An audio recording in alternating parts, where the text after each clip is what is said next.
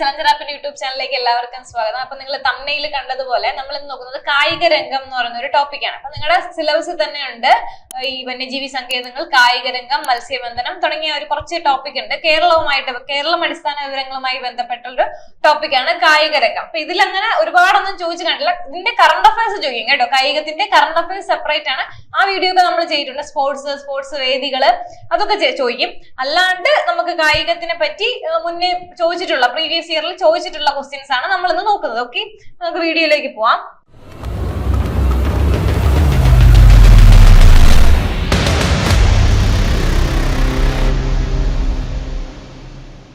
അപ്പൊ മെയിൻ ആയിട്ട് വളരെ ബേസിക് ആയിട്ടുള്ള കായിക രംഗത്തിനെ പറ്റിയിട്ടുള്ള ക്വസ്റ്റ്യൻസ് മുന്നത്തെ ചോദിച്ചിട്ടുള്ളതും എന്തൊക്കെയാണ് കായിക രംഗത്തിൽ നമ്മൾ പഠിക്കേണ്ടത്, അങ്ങനെയുള്ള കുറച്ച് ക്വസ്റ്റ്യൻസ് ആണ് ഇതിൽ എടുത്തേക്കുന്നത്. ഓക്കെ, കേരള കായിക ദിനം നോക്കുവാണെങ്കിൽ ഒക്ടോബർ 13 ജി വി രാജയുടെ ജന്മദിനമാണെന്ന്. അതായത് ഗോദവർമ്മ രാജ, അദ്ദേഹമാണ് കായിക കേരളത്തിന്റെ പിതാവ് എന്നറിയപ്പെടുന്നത്.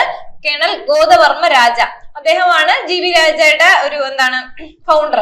പുള്ളിയാണ് ജി വി രാജ ഉണ്ടാക്കുന്നത്. അപ്പൊ അതിന്റെ പുള്ളിക്കാരന്റെ ജന്മദിനമാണെന്ന് ഒക്ടോബർ 13. അതുകൊണ്ട് തന്നെ കേരള കായിക ദിനം നാഷണൽ സ്പോർട്സ് ഡേ അല്ല, കേരള കായിക ദിനം ഒക്ടോബർ 13. ഓക്കെ, പിന്നെ നമുക്ക് പഠിക്കാനുള്ളത് ഈ കേരളത്തിന്റെ കായിക രംഗത്ത് മികച്ച കുറച്ച് സംഭാവനകൾ നൽകിയ ആൾക്കാരെ പറ്റിയിട്ടുള്ള കുറച്ച് ന്യൂസുകളാണ്.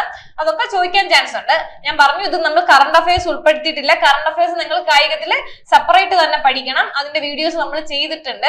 ഇത് നമ്മുടെ കേരള അടിസ്ഥാന വിവരങ്ങളിൽ വരുന്ന കായിക രംഗം, മത്സ്യബന്ധനത്തിൽ വരുന്ന കായിക രംഗം മാത്രം എടുത്തിട്ട് ചെയ്തേക്കുന്നതാണ്. പ്രീവിയസ് ഇയറിൽ ചോദിച്ച ക്വസ്റ്റ്യൻസ്. ഓക്കെ, അപ്പം PT ഉഷയെ കുറിച്ചാണ് നമ്മൾ പറയുന്നത്. ഇതെല്ലാം നിങ്ങൾക്ക് അറിയുന്നതാണ്, സിമ്പിൾ ആണ്. പക്ഷെ എവിടെന്നെങ്കിലും ചോദിച്ചു കഴിഞ്ഞാൽ എഴുതണമല്ലോ, അതിന് വേണ്ടിയിട്ടാണ് കേട്ടോ. PT ഉഷ എങ്ങനെയാണ് അറിയപ്പെടുന്നത്? പയ്യോളി എക്സ്പ്രസ് എന്ന് അറിയപ്പെടുന്നു. പിന്നെ ഏഷ്യയിലെ സ്പ്രിന്റ് റാണി എന്ന് അറിയപ്പെടുന്നു. Golden girl.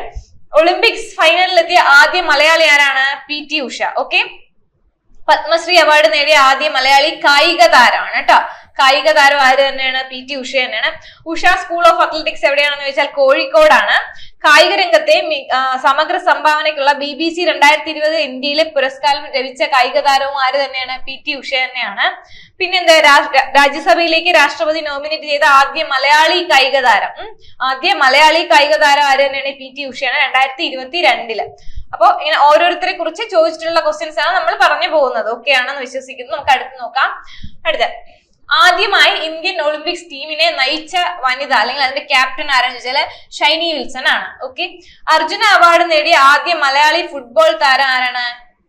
IM വിജയനാണ്. ഓക്കെ, അർജുന അവാർഡ് നേടിയ ആദ്യ മലയാളി ആണെന്ന് സി ബാലകൃഷ്ണനാണ്. അതുപോലെ ലോക അത്ലറ്റിക് ചാമ്പ്യൻഷിപ്പിൽ മെഡൽ നേടിയ ഏക ഇന്ത്യൻ താരം ആര് തന്നെയാണ്? അഞ്ജു ബോബി ജോർജ് തന്നെയാണ്. അപ്പൊ ഇതൊക്കെ പഴയ ക്വസ്റ്റ്യൻസ് ആണ് കേട്ടോ, പഴയ പ്രീവിയസ് ഇയർ ക്വസ്റ്റ്യൻസ് ആണ്. അപ്പൊ അതിന് അന്ന് PSC കൊടുത്ത ആൻസറുമാണ് ഞാൻ പറഞ്ഞിരിക്കുന്നത്. ഇനി ചിലപ്പോ ഇതില് വീണ്ടും മാറ്റം വന്നിട്ടുണ്ടാവും. അത് നിങ്ങൾ കറണ്ട് അഫയേഴ്സ് നോക്കി പഠിച്ചോളൂ ആദ്യമേ. അതുകൊണ്ടാണ് പറയുന്നത്. പിന്നീട് ഇത് തെറ്റാണ്, വീണ്ടും കിട്ടിയല്ലോ എന്ന് പറഞ്ഞ് കമന്റ് ചെയ്യാതിരിക്കാൻ വേണ്ടിയിട്ടാണ് അത് പറയുന്നത്. ഓക്കെ, ഏഷ്യൻ ഗെയിംസ് സ്വർണ്ണ മെഡൽ നേടിയ ആദ്യ മലയാളി വനിത ആരാണെന്ന് ചോദിച്ചാല് MD വത്സമ്മയാണ് കേട്ടോ. രാജീവ് ഗാന്ധി ഖേൽരത്ന അവാർഡ് നേടിയ ആദ്യ മലയാളി ആരാണ്? KM ബീനാമോൾ 2022. അഞ്ജു ബോബി ജോർജിനും കിട്ടിയിട്ടുണ്ട്. അപ്പോ ആദ്യമായി ഇന്ത്യൻ ഒളിമ്പിക്സ് ടീമിനെ നയിച്ച വനിത, അതിന്റെ ക്യാപ്റ്റൻ ആണെന്ന് വെച്ചാൽ ഷൈനി വിൽസൺ ആണ്. അർജുന അവാർഡ് നേടിയ ആദ്യ മലയാളി ഫുട്ബോൾ താരം IM വിജയൻ.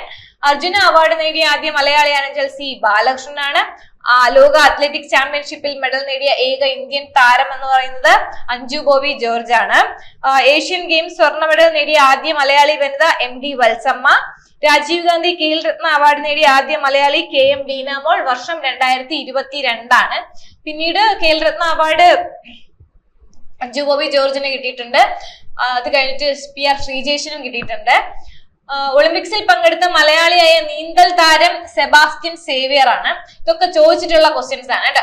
പിന്നെ നമുക്ക് സന്തോഷ് ട്രോഫിയെ കുറിച്ച് പഠിക്കാം. സന്തോഷ് ട്രോഫി കേരളം ആദ്യമായി നേടിയത് 1973 കേട്ടോ. 1973. പിന്നീട് കേരളം സന്തോഷ് ട്രോഫി നേടിയ വർഷങ്ങളാണ് 73, 91, 92, 2000, 2004, 2018, 2022. ഓക്കെ, നേടിയ വർഷങ്ങളാണ് പറയുന്നത്. കേരളത്തിലെ പരമോന്നത സ്പോർട്സ് പുരസ്കാരം ഏതാണ്? GV രാജ. കേരളത്തിലെയാണ് കേട്ടോ. നമ്മൾ കേരള കായിക രംഗമാണ് ഇപ്പൊ പഠിക്കുന്നത്.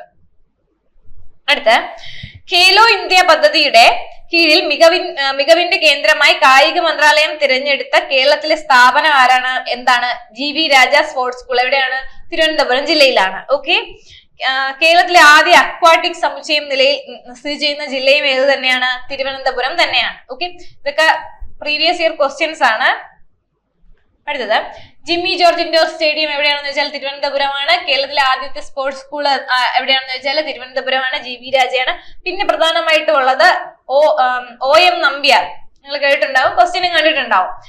ദ്രോണാചാര്യ അവാർഡ് നേടിയ ആദ്യ മലയാളിയാണ് OM നമ്പ്യാർ. ഏതാണ് വർഷം? 1985ലാണ്. ദ്രോണാചാര്യ അവാർഡ് നേടിയ ആദ്യ മലയാളിയാണ് OM നമ്പ്യാർ. 1985ആണ്. അടുത്ത ഏറ്റവും മികച്ച കായിക പരിശീലകർക്ക് നൽകുന്ന പുരസ്കാരമാണ് എന്ത്? ദ്രോണാചാര്യ അവാർഡ് എന്ന് പറയുന്നത്. അപ്പൊ PT ഉഷയുടെ പരിശീലകനായിരുന്നു. 2021 പത്മശ്രീ ലഭിച്ചു. ഇതൊക്കെയാണ് OM നമ്പ്യാരെ കുറിച്ച് പ്രധാനപ്പെട്ട വസ്തുതകള്. ദ്രോണാചാര്യ അവാർഡ് നേടി. ദ്രോണാചാര്യ അവാർഡ് എന്താണ്? ഏറ്റവും മികച്ച കായിക പരിശീലകർക്ക് നൽകുന്ന ഒരു പുരസ്കാരമാണ് ദ്രോണാചാര്യ അവാർഡ്. ഓക്കെ. അതാദ്യമായി നേടിയ മലയാളിയാണ്. വർഷം 1985ആണ്. PT ഉഷയുടെ പരിശീലകരായിരുന്നു. 2021 പത്മശ്രീ ലഭിക്കുന്നത്. പിന്നെ മാനുവൽ ഫെഡറിക്, അദ്ദേഹത്തെ പറ്റി ഒരുപാട് ക്വസ്റ്റ്യൻസ് മുന്നേ ചോദിച്ചിട്ടുണ്ട്. ഒളിമ്പിക്സിൽ മെഡൽ നേടിയ ആദ്യ മലയാളി. ഒളിമ്പിക്സിൽ മെഡൽ നേടിയ ആദ്യ മലയാളിയാണ് Manuel Frederick. 1972 Munich Olympics. Okay. അടുത്ത് ധ്യാൻചന്ദ് പുരസ്കാരം നേടിയ ആദ്യ മലയാളിയും ആര് തന്നെയാണ്? മാനുവൽ ഫെഡറിക് തന്നെയാണ്. ഒളിമ്പിക് മെഡൽ നേടിയ ആദ്യ മലയാളിയായ മാനുവൽ ഫെഡറിക്കിന്റെ പേരിൽ പുനർനാമകരണം ചെയ്ത റോഡാണ് പയ്യാമ്പലം ബീച്ച് റോഡ്. എവിടെയാ? കണ്ണൂര്. ഓക്കെ. അതെ, മാനുവൽ ഫെഡറിക്കിനെ പറ്റി ഒരുപാട് ക്വസ്റ്റ്യൻസ് ചോദിച്ചിട്ടുണ്ട് മുന്നേ. അതുകൊണ്ടാണ് ഒളിമ്പിക്സിൽ മെഡൽ നേടിയ ആദ്യ മലയാളിയാണ്. 1972 മ്യൂണിച്ച്. പിന്നെ ധ്യാൻചന്ദ് പുരസ്കാരം നേടിയ ആദ്യ മലയാളിയും അദ്ദേഹം തന്നെയാണ്.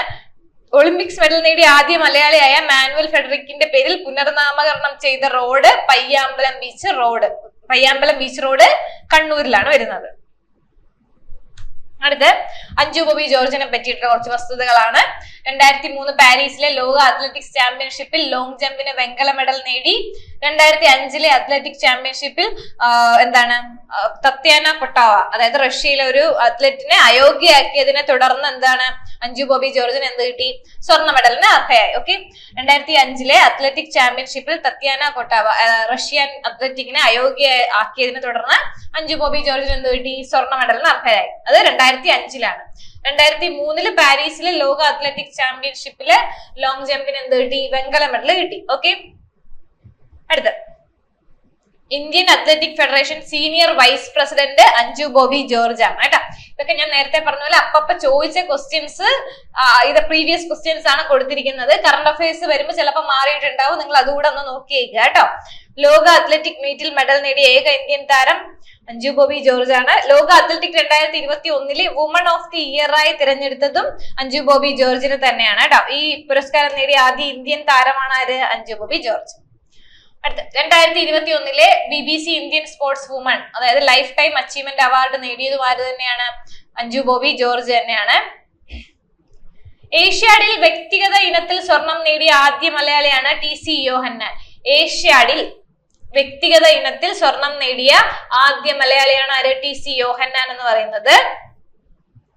ആദ്യമായി സന്തോഷ് ട്രോഫി മത്സരത്തിന് വേദിയായ കേരളത്തിലെ നഗരമാണ് എറണാകുളം. 1955 സന്തോഷ് ട്രോഫി നന്നായിട്ട് പഠിച്ചു വെക്കുക.